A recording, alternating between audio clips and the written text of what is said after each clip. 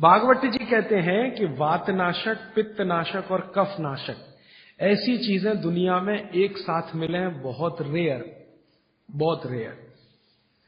वो कहते हैं कि बहुत चीजें दुनिया में हैं, कोई वात का नाश करेगा, कोई पित्त का, कोई कफ का, लेकिन कोई ऐसी चीजें भी अपने रसोई में है जो तीनों को नाश कर सकती हैं। उनमें से नंबर 1 है आंवला। आंवला।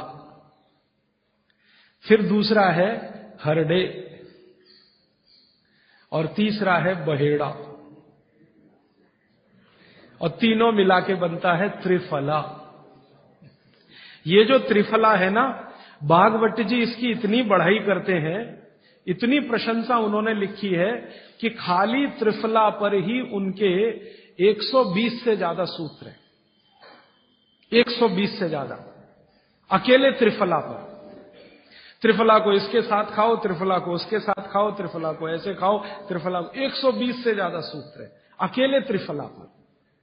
और वो ये कहते हैं कि ये जो त्रिफला है, इसमें सबसे अच्छा फल आंवला, फिर बहेड़ा, फिर हरडे।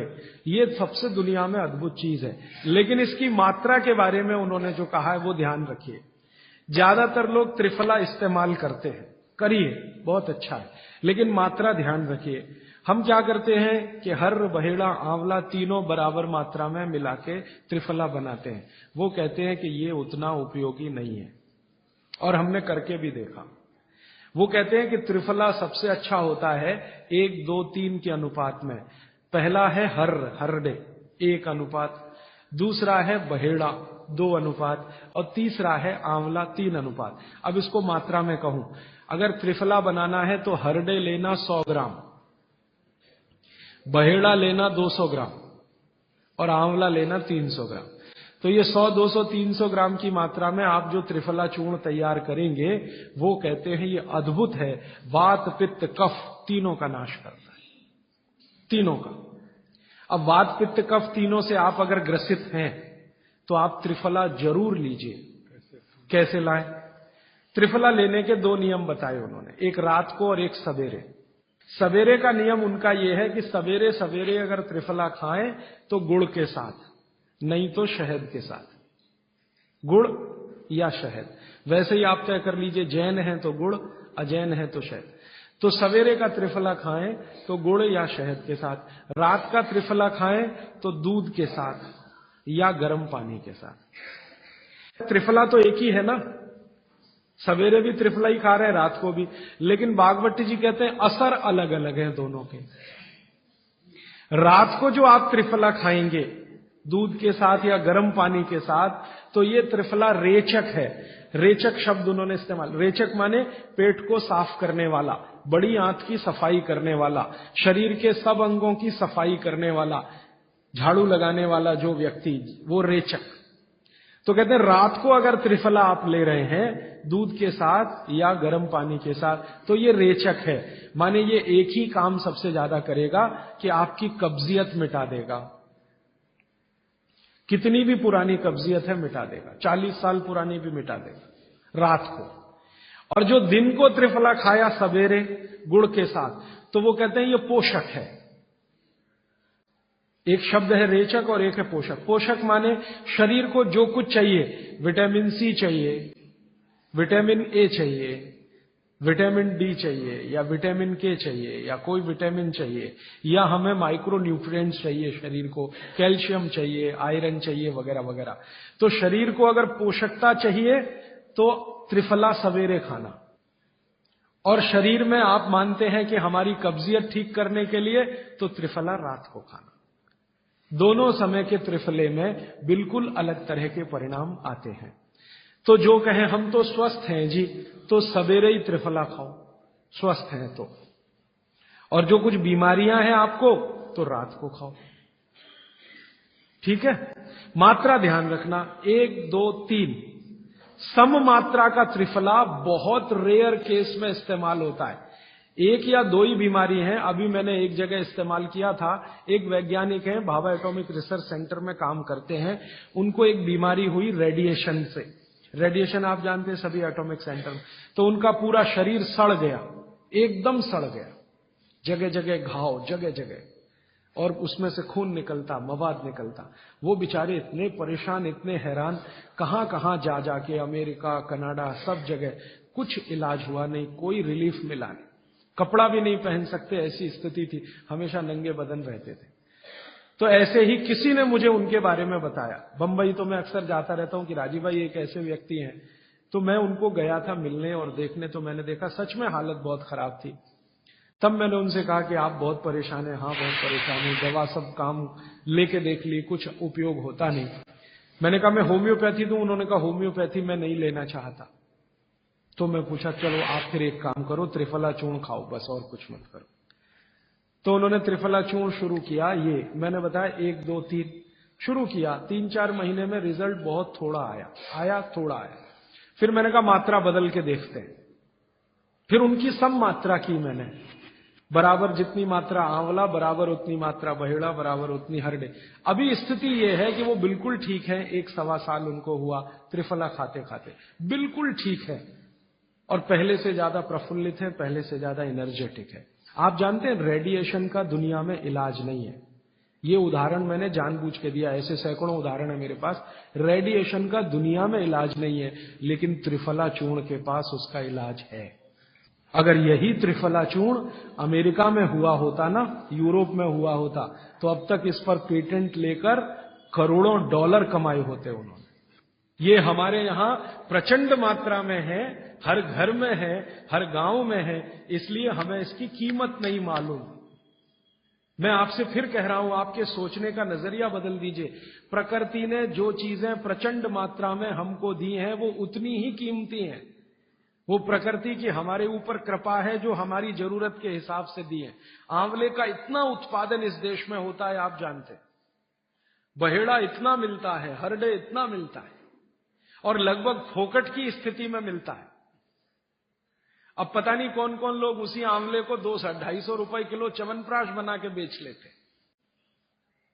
ये जो च्यवनप्राश है ना, ये त्रिफला चूर्ण से कई कई गुना नीचा है। च्यवनप्राश पे जितना खर्चा कर रहे हैं, उससे बहुत कम खर्चे में आप त्रिफला खाइए, च्यवनप्राश से भी ज्यादा असर है। तो मेरी आपको आज के लिए ये आखिरी सूत्र थी कि आप अपने जीवन में वात, पित्त, कफ तीनों को सम रखना चाहते हैं, तो आंवला, हरडे, बहेड़ा, हरडे, बहेड़ा, आंवला, इन तीनों का उपयोग करना सीख लीजिए। घर में हमेशा इसको डब्बे में बना के पाउडर के रूप में रख लीजिए। अब आप कहेंगे इन तीनों को एक साथ खाएं, आप अकेला आंवला भी खा सकते हैं। आंवला तीनों दोष दूर करता है, वात, पित्त, कफ। हरडे तीनों दोष दूर करता है, वात, पित्त, कफ। और बहेड़ा तीनों दोष दूर करता है, वात, पित्त, कफ। इसलिए भागवत जी कहते हैं सर्वोत्तम फल यही है, आंवला, हरडे, बहेड़ा। दूसरे फलों से कई गुने ज्यादा ताकतवर यही फल है, आंवला, हरडे, बहेड़ा। अब आपको आखिरी एक छोटी सी बात कह दूं कि आप में से किसी को भी ये तकलीफ है कि आपके शरीर में मेद बढ़ा हुआ है, मेद माने मांस बढ़ा हुआ है, बहुत लोग परेशान है, मोटापा मोटापा, मेद माने कफ बढ़ा हुआ है, सीधी सी बात, तो आप त्रिफला खाइए। कब खाना है? आपको रात को नहीं खाना है, सवेरे खाना है। जिनको भी मांस बढ़ा है शरीर पर, मेद बढ़ा है, उनको अगर छाटना है, इसको कम करना है, तो त्रिफला सवेरे खाना, आंवला सवेरे खाना। आप त्रिफला नहीं खा सकते तो आंवले ही खा लीजिए। 4 आंवले, 3 आंवले रोज खा लीजिए। आंवले को मुरब्बा बना के खा लीजिए, मुरब्बा को और आंवले का अचार बना के खा लीजिए, आंवले की चटनी बना के खा लीजिए, जैसे भी है आंवला खा लीजिए। 3 से 4 आंवला जितना होता है, ये पेट में जाते रहे तो साल भर में आप देखोगे आप पहले से ज्यादा स्लिम और ट्रिम हो जाएंगे। और आंवले के बारे में आज के जो वैज्ञानिक कह रहे हैं, आज के, वो कहते हैं कि दुनिया का सबसे अच्छा एंटीऑक्सीडेंटल फल कोई है तो वो यही है। एंटीऑक्सीडेंट माने जो ऑक्सीडेशन की क्रिया को कम करे, और शरीर में हमेशा ऑक्सीडेशन चलता है। ऑक्सीडेशन में उम्र कम होती है, शरीर के हर अंग का क्षय होता है। तो अगर उम्र बढ़ानी है और अंगों का क्षय बचाना है, तो आंवले से अच्छी कोई चीज नहीं। दैनिक जीवन में, भोजन में इसको जरूर धारण करिए। भागवत जी कहते हैं कि जब त्रिफला खाएं, आंवले के बारे में तो वो कुछ नहीं कहते, वो कहते हैं साल भर खाओ, 2 साल खाओ, रोज खाओ, कोई दिक्कत नहीं। त्रिफला खाएं तो 3 महीने लगातार खाने के बाद थोड़े दिन छोड़ देना, 3 महीने। 3 महीने 90 दिन खा के थोड़े दिन छोड़ देना, माने 15-20 दिन छोड़ देना, फिर अगले 3 महीने खा लेना, फिर 15-20 दिन छोड़ देना, फिर 3 महीने खा लेना। क्यों कर लेना ऐसा? वो कहते हैं कि ये छोड़ना जरूरी है बीच में, नहीं तो शरीर को आदत लग जाती है, और वो आपने अगर छोड़ा नहीं तो आपको कुछ दुष्परिणाम भी दे सकता है। लगातार अगर त्रिफला खाया तो कई दिन ऐसा लगेगा कमजोरी आ गई, अगर बीच में छोड़ा नहीं तो। छोड़ के खाना। अब किसी व्यक्ति के लिए ये छोड़ने का समय है वो 3 महीने से थोड़ा पहले भी हो सकता है, ज्यादा भी हो सकता है, इसलिए मैंने बीच का बताया। 3-3 महीने करके छोड़ छोड़ के खाना। अब आज के लिए सूत्र इतना ही, आगे प्रश्न। जी, मात्रा कितनी? मात्रा मैं बता देता हूं। जिनको वजन कम करना है, वजन कम करने के लिए त्रिफला या आंवले का उपयोग करना है, तो आंवला 3 से 4 और त्रिफला हमेशा बड़ा टी स्पून, एक तो छोटी चम्मच होती है, एक थोड़ी बड़ी चम्मच, तो 1 चम्मच। हाँ, गुड़ के साथ सुबह, नहीं तो शहद के साथ। और जिनको रेचक के रूप में उपयोग करना, पेट साफ करने के लिए, आंतों की सफाई करने के लिए, वो रात को खाएं। रात को भी आंवला लगभग 1 चम्मच, लेकिन छोटी चम्मच। कैसे खाना है? गुड़ के साथ कैसे मिलाएं? आंवले का चूर्ण आपके पास है, थोड़ा गुड़ ले लो, चूर्ण और गुड़ को ऐसे हाथ से मसल दो, वो लड्डू जैसा हो जाएगा, गुड़ उसको अपने में समा लेगा, फिर गुड़ खा लो। पीछे से थोड़ा दूध पी लो। मैंने आपको कहा था कि भागवत जी कहते हैं कि दूध एक ही चीज के साथ पिया जा सकता है, वो है आंवला। क्या कहते हैं बहेड़ा वो? तानी। तानी। आप ऐसा करिएगा, ये प्रदीप भाई की दुकान पे चले जाइएगा, वो आपको शक्ल से दिखा देंगे, या कल यहां मंगवा के थोड़ा रख दीजिए, पहचान करने के लिए कि हर क्या है, बहेड़ा क्या है, आंवला तो आप सब पहचान जी। हरड़ा को कड़का बोलते हैं, हरड़ा को कड़का, बहेड़ा को तानिकाय, बहेड़ा को तानिकाय, आंवला को पाल नेल्लिकाय, आंवला को पाल नेल्लिकाय या नेल्लिकाय सीधे कर दीजिए, ये तीनों नाम है। ये प्रदीप भाई ने एक सवाल पूछा है कि अगर हम वजन कम करने के लिए या मांस कम करने के लिए खाना चाहते हैं तो 2 बार खा सकते हैं? बिल्कुल नहीं, एक ही बार के लिए नियम है। सुबह ही सुबह आपके लिए सबसे अच्छा है। जो बाजार में त्रिफला चूर्ण मिलता है वो खा सकते हैं? मेरी आपको एक विनती है, बाजार का त्रिफला चूर्ण लाने से अच्छा है बाजार से आंवला लाना, बहेड़ा लाना, हरड़े लाना, कूट पीस के अपने घर में बनाना। क्योंकि बाजार में कई बार बहुत सारी चीजें हैं जो कॉमर्शलाइज हो चुकी हैं, और उनके असर अगर कम हुए तो आप भागवत को गाली देंगे। इसलिए रॉ मटेरियल लाके घर में तैयार करना, कूट पीस के। जी, आपने गुड़ की बहुत महत्वपूर्णता बताई, परंतु डायबिटीज पेशेंट्स क्या करें उसके लिए? गुड़ आप डायबिटीज में खाइए, भरपेट आंवले के साथ खाइए, त्रिफला के साथ खाइए, कोई तकलीफ नहीं, कोई तकलीफ नहीं है गुड़ खाने में। डायबिटिक लोग भी गुड़ खा सकते हैं, शुगर ना खाएं। और जूस का क्या करें? डॉक्टर्स तो कहते हैं डायबिटीज डोंट ईट फ्रूट्स करके। आप बिल्कुल चिंता मत करिए, आप भगवान की दी गई जो शक्कर है, ईश्वर की दी गई शक्कर है, जूस में है, फल में है, वो आपको शायद मालूम है या नहीं। शक्कर जो है ना, शुगर, इसके कई रूप हैं। एक है ग्लूकोज, एक है सुक्रोज, एक है फ्रक्टोज। तो ये जो फल वगैरह की शक्कर है, ये फ्रक्टोज फॉर्म की ज्यादा होती है और ये आसानी से डाइजेस्ट होती है। गुड़ की भी उसी कैटेगरी में आती है। तो आप चीनी मत खाइए, गुड़ खा सकते हैं, शहद खा सकते हैं, फल खा सकते हैं। मीठे कोई भी फल खाने में तकलीफ नहीं है, बशर्ते कि त्रिफला खाते रहें, थोड़ा त्रिफला लेते। जिनको भी डायबिटीज है वो भी त्रिफला का सेवन करें, क्योंकि डायबिटीज मैंने कहा ना वात का रोग है, तो वात कम करेगा। त्रिफला में तीनों चीज है जो वातनाशक है, आंवला, हरड़ा, बहेड़ा। त्रिफला आपने कहा लेना है रात को और सुबह कब लेना? जैसे खाने के पहले, खाने के बाद? रात को तो आप लें, पेट साफ करना हो, कॉन्स्टिपेशन दूर करना हो। देखिए, मैं अब थोड़ा बता ही दूं, बवासीर अगर किसी को है, ठीक करने के लिए त्रिफला लेना चाहते हैं तो रात को लें। मूड व्याध, पाइल्स जिसको आप कहते हैं, हेमोरॉइड्स, वो जब भी ठीक करने के लिए त्रिफला लें तो रात को लें। बगंदर, ये ठीक करने के लिए त्रिफला लें तो रात को लें। माने मेरे कहने का है, पेट से जुड़ी बीमारियां ठीक करने के लिए त्रिफला उपयोग करना है तो रात को। चम्मच एक छोटी, दूध के साथ या गर्म पानी के साथ। और अगर आपको मांस कम करना है, कफ नाशक बीमारियां, कफ से जुड़ी हुई बीमारियां, तो सुबह खाने के बाद लेंगे, रात को, और सवेरे लेंगे खाने के पहले, खाने के ही नहीं नाश्ते के भी पहले 40 मिनट, नाश्ता करने से 40 मिनट पहले। जी आपने बताया कि त्रिफला 1, 2, 3 के अनुपात में बनावे हैं, तो आपने जो मुंबई वाली बात करी, तो मुंबई वाले भाई साहब को पहले आपने 1, 2, 3 के अनुपात वाला ये त्रिफला दिया, वो जब बराबर काम नहीं किया तो फिर आपने समकालीन दिया और वो बिल्कुल ठीक हो गए। तो ये क्या प्रोसेस हुआ? हाँ, ये सवाल थोड़ा टेक्निकल है।